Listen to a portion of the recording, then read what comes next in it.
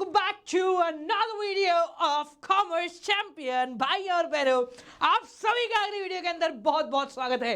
कक्षा 11वीं term 1 nature and purpose of business part number 3 और बिजनेस स्टडीज की वीडियो का भी नंबर 3 हम आप सभी के लिए लेकर आ चुके हैं। हम लोगों ने चैप्टर को आधा कंप्लीट कर लिया है और अब आखिरी दो वीडियो के अंदर यानी कि थर्ड और फोर्थ के अंदर हमें चैप्टर को पूरी तरीके से कंप्लीट कर लेंगे। अगर अब तक आप लोगों ने पुरानी दो वीडियो नहीं देखी है तो बालक ऊपर आई बटन में मिल जानी चाहिए, नहीं मिलते तो नीचे डिस्क्रिप्शन में मिल जानी चाहिए, और अगर कहीं नहीं मिलती है तो यहां तो जरूर मिल ही जाएगी हमारे टेलीग्राम चैनल के अंदर, जहां पर आपको जस्ट एक क्लिक के अंदर आप लोगों को कक्षा 11वीं का पूरा कोर्स आपको देखने को मिल रहा होगा, दैट टू कंप्लीटली फ्री। मतलब बस इसमें टिक करना है and you'll got to know the complete syllabus, complete video solutions of every single thing in just one click. तो अगर अब तक ज्वाइन नहीं किया तो फटाफट जाके ज्वाइन कर लो। तो चलो बालकों शुरू करते हैं हमारा तीसरा टॉपिक, और आज जो हम पढ़ने वाले हैं वो है कॉमर्स। जी हाँ, हम लोग बिजनेस एक्टिविटीज के क्लासिफिकेशन के अंदर इंडस्ट्रीज को कल खत्म कर चुके थे। 3 प्रकार की इंडस्ट्री हम लोगों ने पढ़ ली थी। आज जो हम पढ़ रहे हैं वो है कॉमर्स। अब भैया कॉमर्स क्या होता है? बहुत प्यारी चीज है। कॉमर्स के अंदर 2 प्रकार की चीजें, कॉमर्स के अंदर बेसिकली 2 प्रकार की चीजें आप लोगों को देखने को मिल रही होती हैं। पहला है ट्रेड और दूसरा होता है ऑक्सिलरीज टू ट्रेड। अब भाई कॉमर्स है क्या, पहले वो समझो। Commerce provide necessary link between producer and consumer. Commerce क्या है? कुछ ऐसी एक्टिविटीज होती हैं जो कि एक लिंक बिठाती हैं प्रोड्यूसर और कंज्यूमर के बीच के अंदर, ठीक है।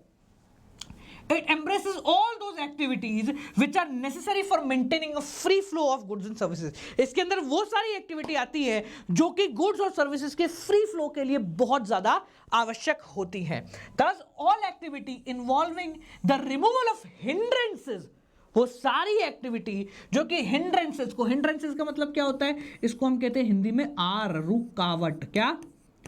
रुकावट। तो जो सारी की सारी एक्टिविटी जो कि फ्री फ्लो के अंदर, जो कि इन एक्टिविटीज के अंदर, व्यापार के अंदर किसी भी प्रकार की रुकावट को हटा देती हैं, वो सारी की सारी कॉमर्स के अंदर आती हैं, ठीक है। सो commerce includes all those activity which removes the hindrances in the process of exchange, यानी कि सामान बनाना, बेचना, खरीदना, करना, इन सब के अंदर जितनी भी परेशानी है तो उन सबको हटाने का कार्य जो है वो कॉमर्स के अंदर किया जाता है। अब कॉमर्स 2 टाइप्स की होती है। पहली होती है आपकी ट्रेड और दूसरी होती है ऑक्सिलरीज टू ट्रेड। पहले हम बात करते हैं ट्रेड क्या होता है, फिर बात करेंगे ऑक्सिलरीज क्या होता है। पहले हम बात कर रहे हैं ट्रेड क्या होता है। ट्रेड का मतलब होता है व्यापार। हिंदी में ट्रेड का मतलब होता है व्यापार, यानी कि जब भी किसी चीज को खरीदा या बेचा जाता है तो उसको हम बोलते हैं व्यापार, यानी कि उसको हम बोलते हैं ट्रेड। तो ट्रेड क्या है? बहुत ही ज्यादा एसेंशियल एलिमेंट। अगर व्यापार नहीं होगा तो सामान कैसे बिकेगा? व्यापार नहीं होगा तो सामान कैसे ही बिक पाएगा? तो ये क्या है? ये मदद करता है, it helps in making the goods produce available to the ultimate consumer. जैसे फॉर एग्जांपल अगर मैं बात करूं, भैया जूट बनता है मान लो गुजरात के अंदर, अब वो यहां तक कैसे आएगा? चाय बनती है आसाम के अंदर, वो भारत के इस कोने तक कैसे आएगी? ये सारे के सारे कार्य कब पॉसिबल होंगे? जब कॉमर्स बीच में आएगा, जब व्यापार बीच में आएगा, जब ट्रेडिंग होगी। तो ये सामान जहां बन रहा है वहां से जहां पर है, इसके बीच में जितने भी लिंकेज है वो सारी की सारी कॉमर्स के अंदर आती है। तो सबसे पहले हम बात कर रहे हैं ट्रेड। ट्रेड 2 प्रकार के होते हैं। व्यापार 2 तरीके से आप कर सकते हो, या तो इंटरनल या फिर एक्सटर्नल। इंटरनल मतलब भारत के अंदर और एक्सटर्नल मतलब भारत के बाहर, ठीक है। तो अगर मैं इंटरनल ट्रेड के बारे में बात करूं तो इंटरनल ट्रेड को हम डोमेस्टिक ट्रेड भी कहते हैं और होम ट्रेड भी कहते हैं। एमसीक्यू है ना, 50 नंबर के आने वाले, मेहनत तो करनी पड़ेगी, दिमाग चलाना पड़ेगा। तो इंटरनल ट्रेड के 2 नाम और हैं। Internal trade is also known as domestic trade और होम ट्रेड। इसका मतलब होता है it is concern with buying and selling of goods and services within the geographical boundaries. Bharat देश के अंदर ही अंदर जब हम ये व्यापार करते हैं तो उसको हम बोलते हैं इंटरनल ट्रेड या डोमेस्टिक ट्रेड या फिर होम ट्रेड। अब ये जो डोमेस्टिक ट्रेड है या होम ट्रेड है या इंटरनल ट्रेड है, ये भी 2 प्रकार के होते हैं। कौन कौन से?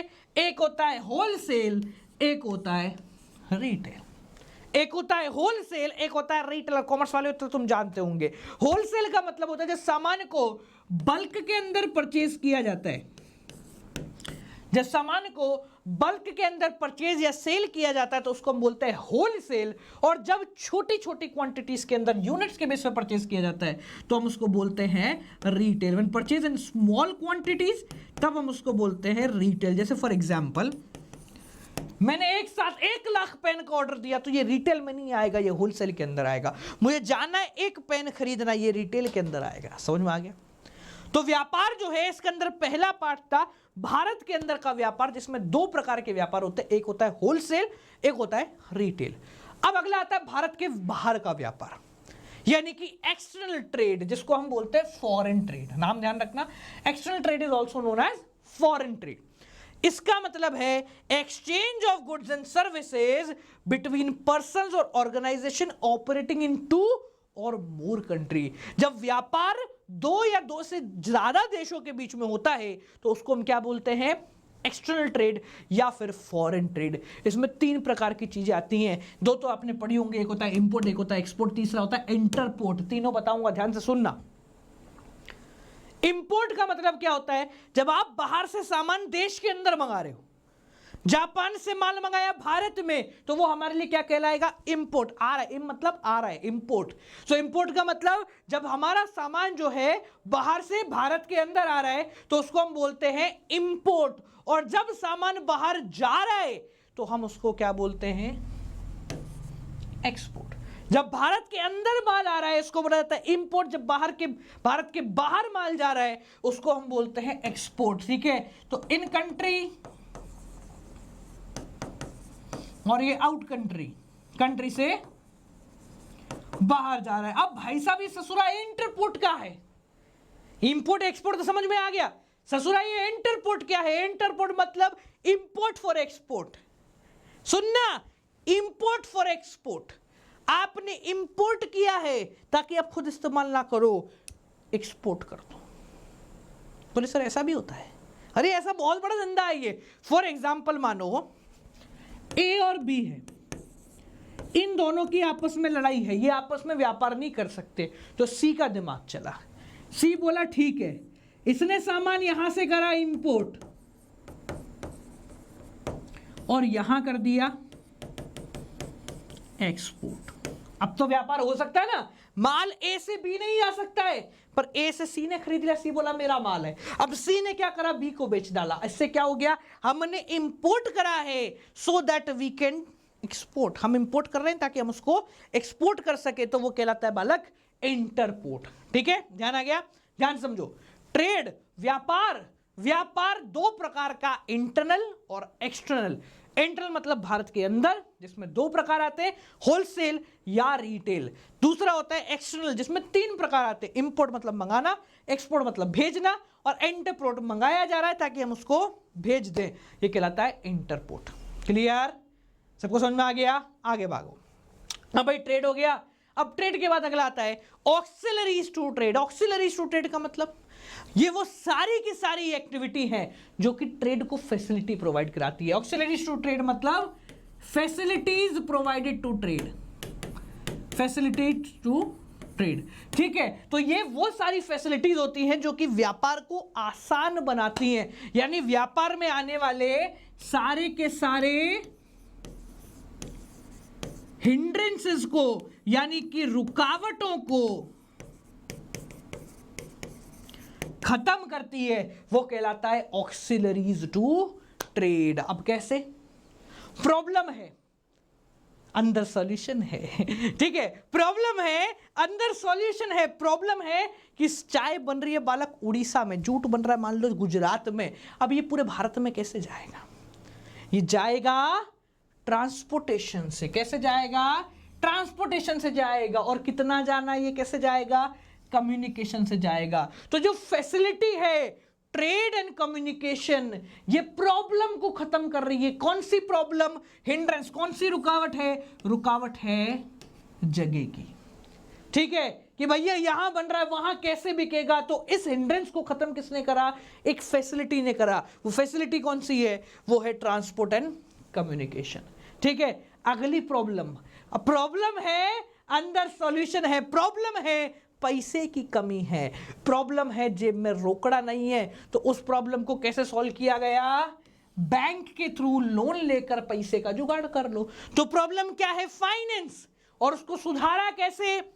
बैंकिंग एंड फाइनेंस की फैसिलिटी के द्वारा, जहां पर पैसा लिया जाता है बैंक से लोन के फॉर्मेट में। तीसरा देखो, प्रॉब्लम है नुकसान हो गया, प्रॉब्लम है आग लग गई, प्रॉब्लम है शिप डूब गया, प्रॉब्लम है अंदर सॉल्यूशन है। प्रॉब्लम है रिस्क। रिस्क क्या है? रिस्क मतलब गड़बड़ हो गई तो, आग लग गई तो, चोरी हो गया तो। इस प्रॉब्लम का सॉल्यूशन कैसे दिया जाता है? इंश्योरेंस के थ्रू। इन इंश्योरेंस एक बहुत ही मिनिमम छोटा सा अमाउंट आप हर महीने जमा कराते हो, जिसको हम कहते हैं प्रीमियम। एक बहुत नॉमिनल अमाउंट प्रीमियम के फॉर्मेट में आप जमा कराते हो कि अगर कोई लॉस जस्ट इन केस हो गया तो उस लॉस को रिकवर ये इंश्योरेंस कंपनी कर देगी। क्लियर हो गया? अगला वापस बोलो, प्रॉब्लम है, मेरे साथ बोलो, प्रॉब्लम है अंदर सॉल्यूशन है। प्रॉब्लम क्या है? सामान रखे रखे सड़ जाएगा, सामान रखे रखे सड़ जाएगा।